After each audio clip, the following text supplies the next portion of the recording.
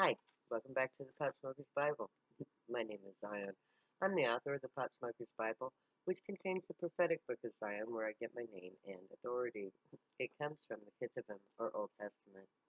Today, I'm reading the 14th part of the dissertation of the 26th chapter of the Pot Smoker's Bible, which is the 23rd chapter of the book of Zion.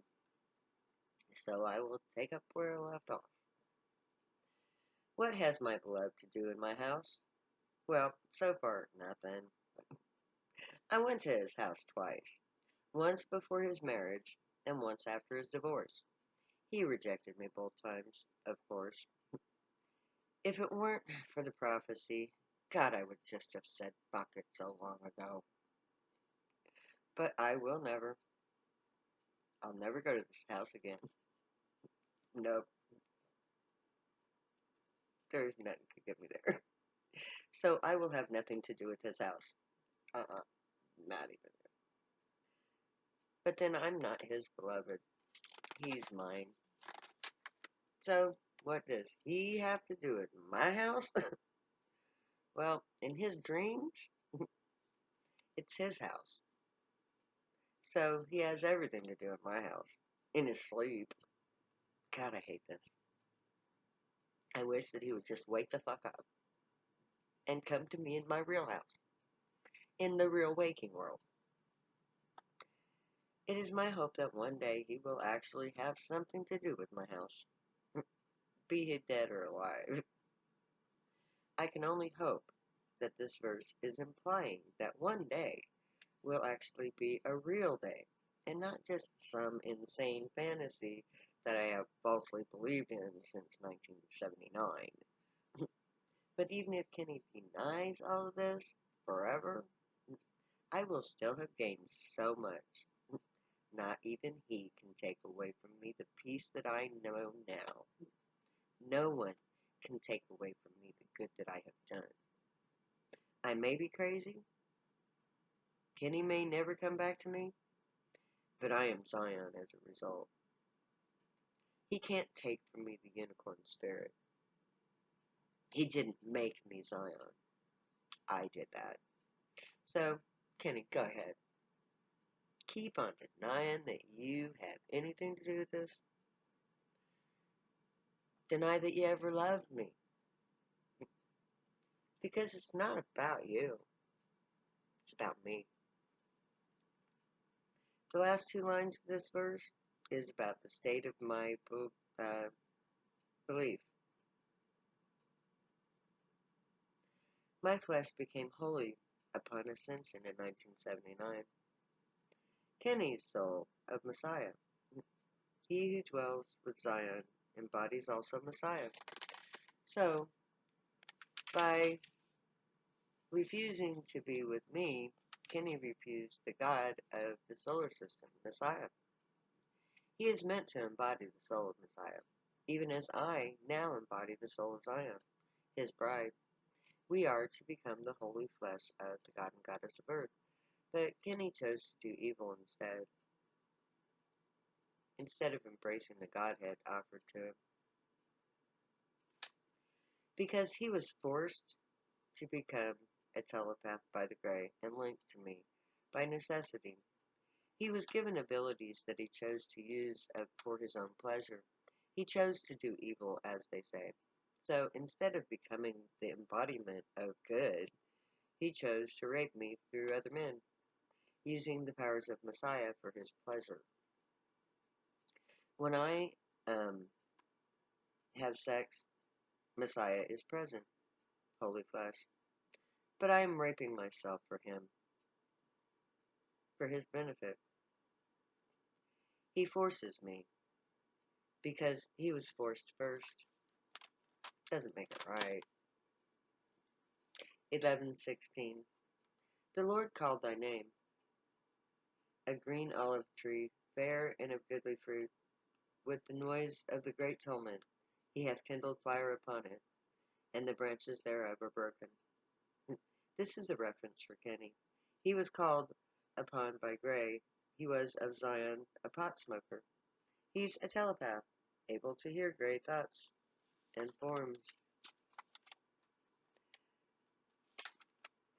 The Talmud is the Great Talmud is a reference to biblical law. So the Gray used the Talmud, but it was only part of the equation. Marijuana was part of it too, because the branches that are broken, are burnt up in the fires. Again, a marijuana passage. So here the Gray are saying that Kenny was called upon by the name of his because of his telepathic abilities. They did it according to Jewish law. But he, not being Jewish, nor knowing Jewish law, didn't have the knowledge or understanding to the prophet part of their because of that part of their contact. It would have made it so much easier. He only understood it as a human abduction event. This made our mutual paths much harder. He didn't know that the Grey were God. He didn't know that they were here to save humanity. All he knew was that little gray guys were trying to force him to do something with me. If he had understood the Grey's intent, things might have been easier. But if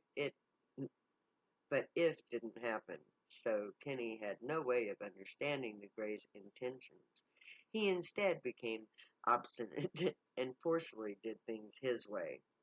The more they pushed him, the worse Kenny's attitude became. He worked against us. Malachi 2:14-16, Zion 23:44-46, 2:14.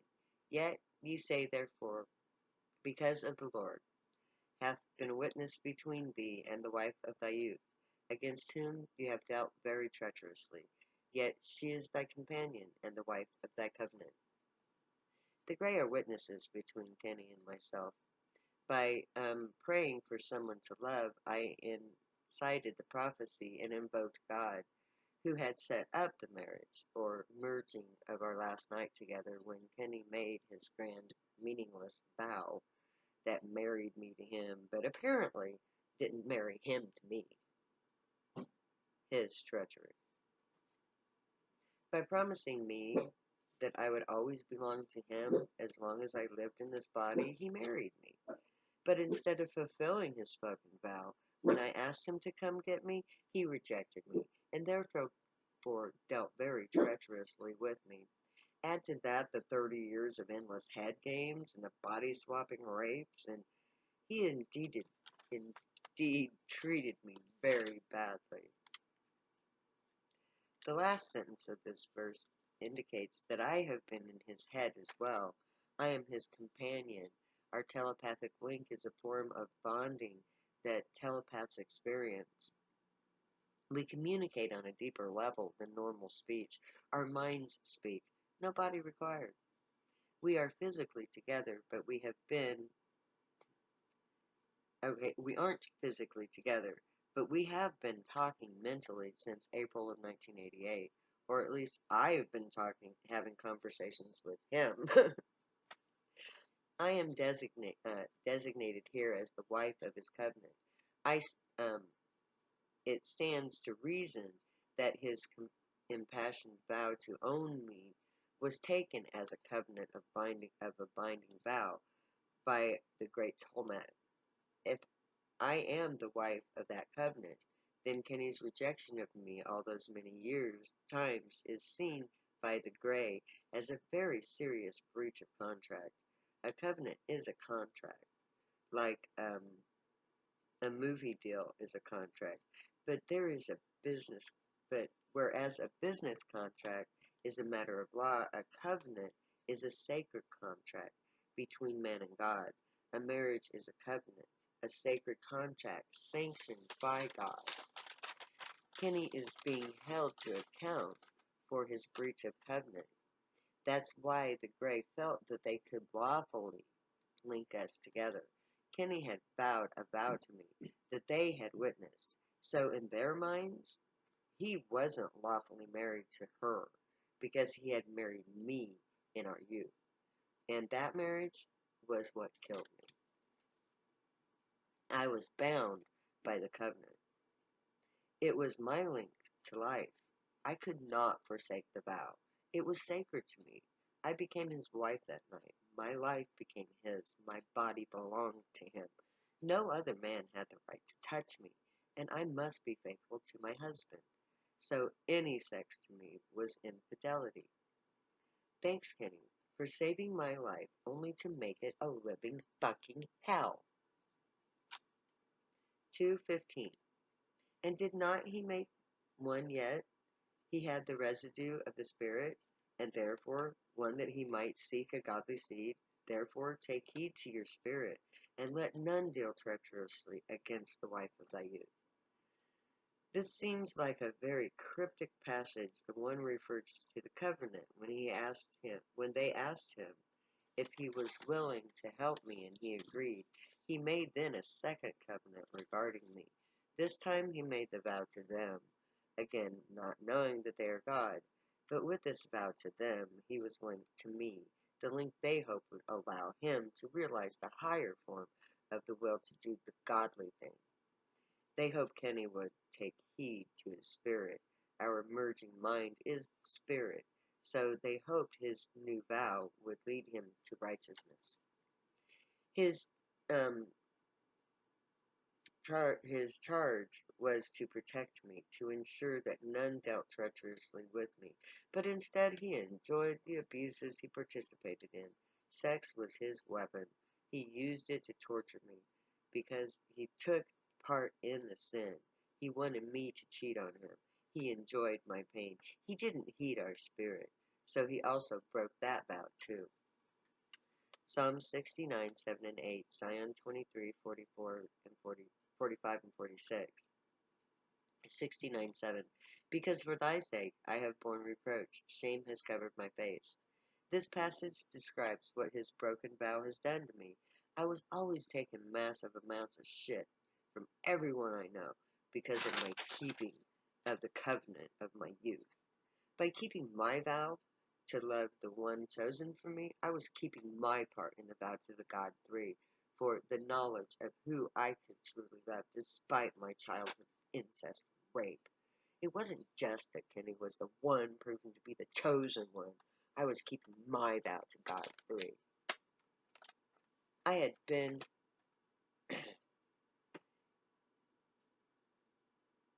I had been betrayed with shame many times because of my love for Kenny. No one thinks I'm doing myself any good for loving a guy who obviously doesn't give a shit about me. But no one gets the point.